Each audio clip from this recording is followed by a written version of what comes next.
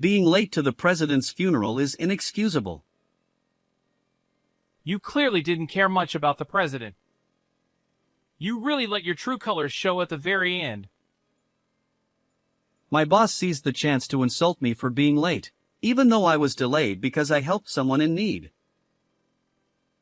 I'm going to be the next president. When that happens, you're fired. Humiliated in front of all the mourners, I couldn't deny that I was late, and I had no words to defend myself.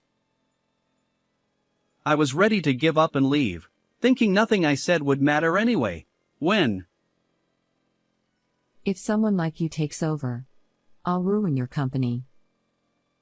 with the appearance of a certain person, the power dynamic between my boss and me flipped entirely. From that moment, my life began to change drastically. My name is Jason. Mom, Dad, the orchids you both took such good care of bloomed this morning. I spoke to my parents, who were sleeping peacefully. We were in the hospital. 3 months ago, they were in an accident while taking a walk. According to witnesses, a child walking ahead of them had dropped a ball and ran into the street. My parents tried to help and ended up in the accident. Fortunately, the child only had minor scrapes, but my parents were left in a coma.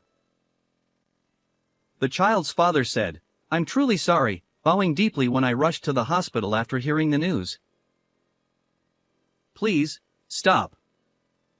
My parents have always been like heroes of justice. It's okay. They'll wake up soon. I told him, as much to reassure myself. 3 months have passed, but my parents are still in a deep sleep today. Looking toward the window, I noticed the flowers in the vase had changed to cherry blossoms. It looks like someone else came to visit. That's nice, isn't it, Mom, Dad? I visit the hospital on Wednesdays and Sundays when I have the day off from work, but apparently, someone else has been visiting regularly on the other days. For these past 3 months, flowers have never been missing from the room. Mom and Dad, you weren't just my heroes. You were everyone's. Every time I saw the flowers, I realized how much people loved them. I'll become someone who can help others, just like you too. Looking at their peaceful faces, I made a vow. Good morning. Good morning, Jason. Sorry to hit you with this right away, but When I arrived at the office, the boss had already been there earlier than anyone else, as usual. The company I work for is known for having a small but elite team. The boss works in the same office as the employees, always keeping an eye on our performance. He often gives us advice directly, and thanks to that, I've grown a lot.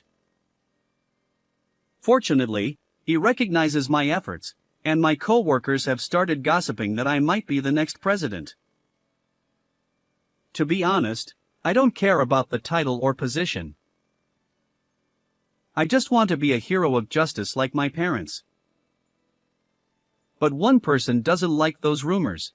My supervisor, Harrison. If age alone were the deciding factor, Harrison should be next in line for the presidency. However, because the boss favors me, Harrison often finds reasons to harass me. Jason, this report is wrong. Fix it immediately. Sorry. I have a meeting and then a client dinner today, so I'll do it tomorrow. Don't be lazy. I want it done today. Am I supposed to come back to the office after the client dinner? It's not like we need the report until next month. Unable to stand up to him, I sighed deeply. Wait, he hasn't come in yet? One day, I arrived at the usual time, but the boss wasn't there, as he normally would be. Take it easy for a change, I thought as I watered the plants by the window, something he usually did. But even after work hours began, the boss still hadn't shown up. Where is the boss? As everyone in the office started getting worried, the phone rang. Good morning. This is Harris Enterprises. The co-worker's voice suddenly dropped. After hanging up, she looked down and said, It was the boss's wife. He passed away last night. What? The office fell silent. Apparently, the boss collapsed suddenly at home last night. He was rushed to the hospital, but he passed away shortly after. No way. He was so full of energy yesterday. I looked at his desk. Piles of work he'd planned to tackle today were still sitting there. Don't leave so suddenly. I could do my best because you were here.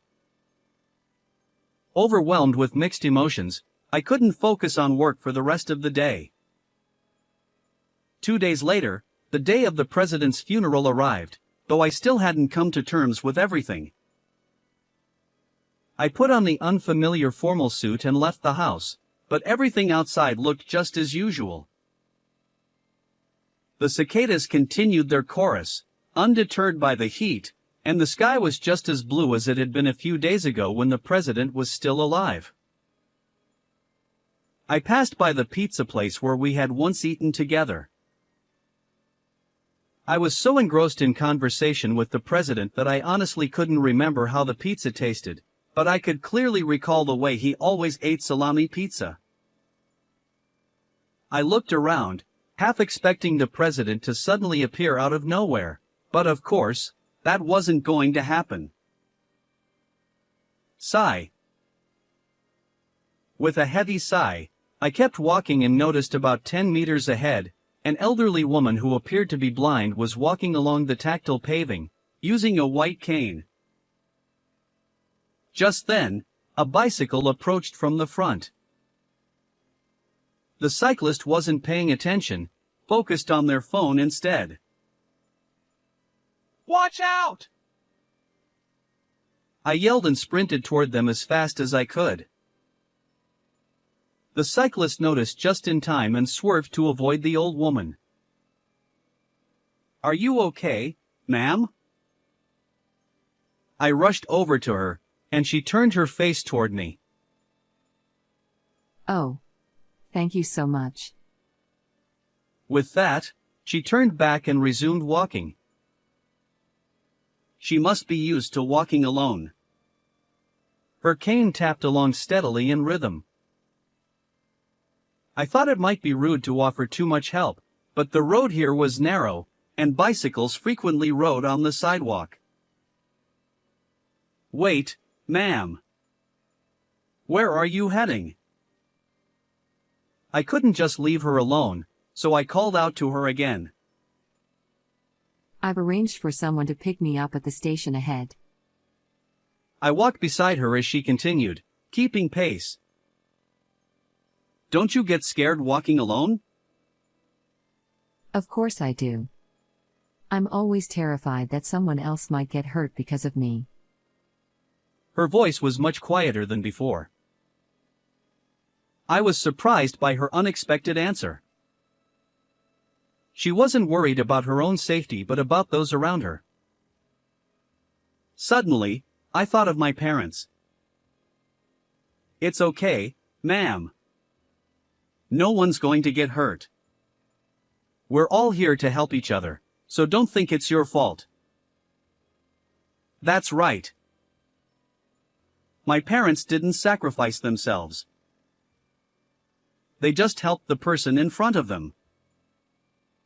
Perhaps sensing my sudden silence, the old woman began asking me questions about my job and other things. You're a dependable young man. What's your name? My name is Jason. Jason. I'm Nancy. I hope we meet again someday. When we arrived at the station, a man standing next to a black car approached us. Madam, this way, please. Sorry to keep you waiting. Jason here helped me along the way. Oh, I see. Thank you very much for your help. Both the man and Nancy bowed deeply to show their gratitude. No need to thank me. I just walked with her. Well, I'll be off now. With that, I turned around and dashed back the way I had come. When I arrived at the funeral hall, the ceremony had already started. Sitting in the back row, I gazed at the portrait of my president, recalling all the days we worked together. His face in the photo looked as gentle as always. When my parents had their accident, he had quietly stayed by my side, supporting me. Thanks to you, I've been able to move forward in life. I wanted to express my gratitude even more. I wanted to work with him so much longer. Tears kept flowing uncontrollably. After the service ended, Harrison came over to me. Late to the boss's funeral? Unbelievable! You really didn't care about him, did you? You finally slipped up in the end. He seized the opportunity to belittle me. I'm the next boss, and when that happens, you're fired. In front of all the attendees, Harrison humiliated me. I felt bitter, but being late to the funeral was my fault. I couldn't say anything in return.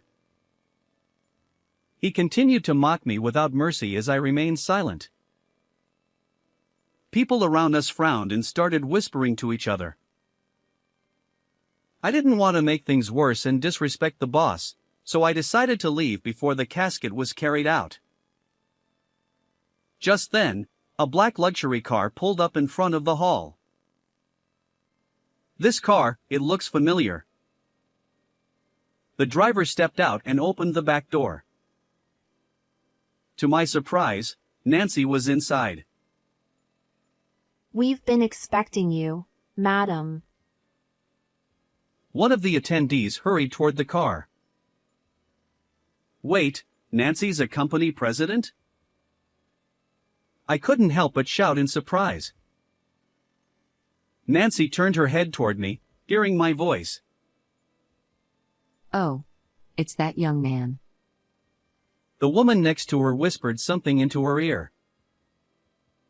Nancy frowned and spoke. If someone like you is going to take over, that company will go under. She was directing those words at Harrison, who had insulted me. It seemed the woman had told her what had just happened.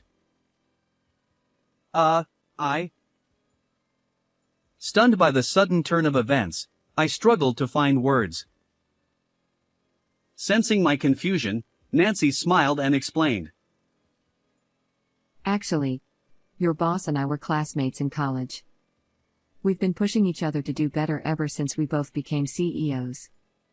When you mentioned attending a funeral, I thought it might be him, and it turns out I was right.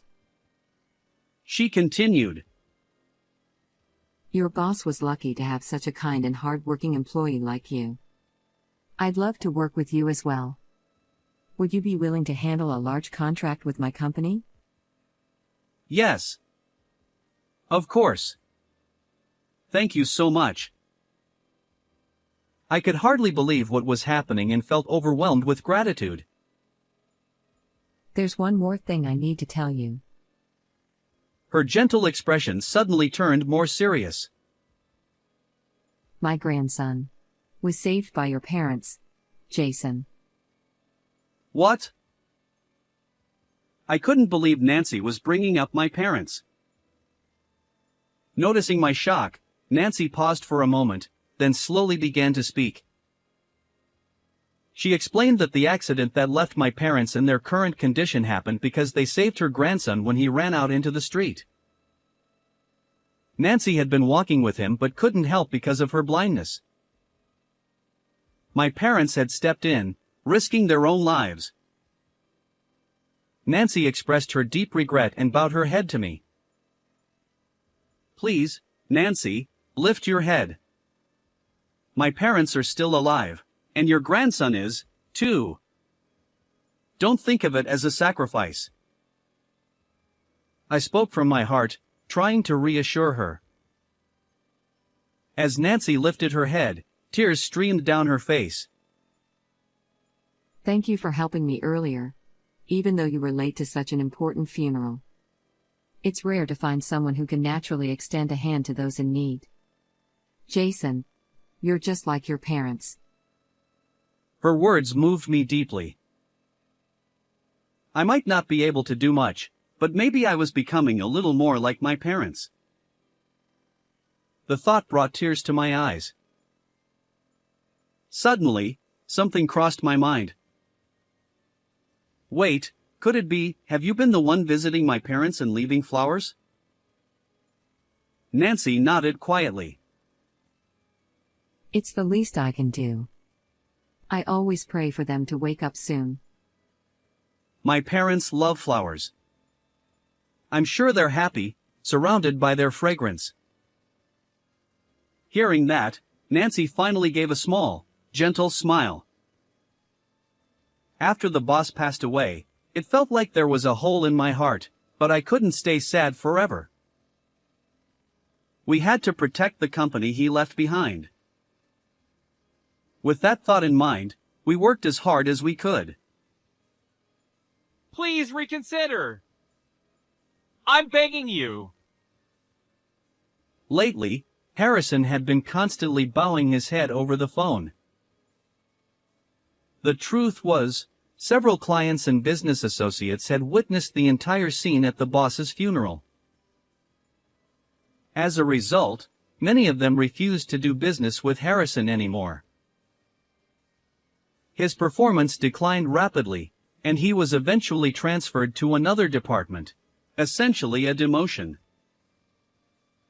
Meanwhile, I secured a major contract with Nancy's company, and with Harrison out of the picture, my performance soared. 9 months later, to the surprise of many, I was chosen to become the new president. Mom, Dad, I have some news for you. I spoke to my parents as usual. I've become the president. I'm going to protect the company that helped me grow into who I am today. They still had the same peaceful expressions as always. So, could you wake up soon? I'd always put on a brave face in front of them, but for some reason, today, my true feelings slipped out. I gripped my father's hand tightly. Dad, you know I'm not cut out to be president, right? I'm so full of doubts. Please, just laugh it off for me. I looked at him. Huh? Did he hear me? His eyelid twitched slightly. Dad. Dad. The grip on my hand tightened, and slowly, he opened his eyes. Do you recognize me? It's Jason. My father looked at me, smiled a little, and nodded. Where's your mom? She's still sleeping since the accident. I hurried over to my mom's side and took her hand. Mom! Dad's awake. You should wake up too. I want to drink your soup again. My father called out her name as well. Then, I felt her fingers move slightly. Mom! Mom! Incredibly, My mom opened her eyes just a little. I had such a pleasant dream, surrounded by the scent of so many flowers. She smiled. I couldn't believe it. I was actually talking to both of them. My vision blurred with tears as I tried to get a better look at their faces. With my face soaked in tears, I pointed toward the window. The child you saved is doing well. Their family always brings these flowers for you. Sweet peas, aren't they? How lovely. In the direction they were looking, colorful sweet peas bloomed. Coincidentally, sweet peas were my mother's favorite flower. Thank you, Nancy, I whispered in my heart. The sight of my beloved parents smiling at each other was blindingly beautiful. It struck me how truly happy it is to have the people you care about smiling right in front of you. So, is it true? You've become the president? Really? We should celebrate. I'm not a kid anymore, no need to celebrate. I felt embarrassed and declined without thinking. No matter how old you get, you'll always be our precious child. Everyone is special to someone, so life must be cherished. Sorry for making you worry, Jason. My father bowed his head, and my mother followed suit. I'm proud of you, Dad and Mom. I want to become more like both of you. I looked into their eyes and expressed my feelings. They exchanged glances, their eyes filling with tears. Ah, I'm so happy. Savoring this happiness, I vowed to keep living with my parents as my inspiration.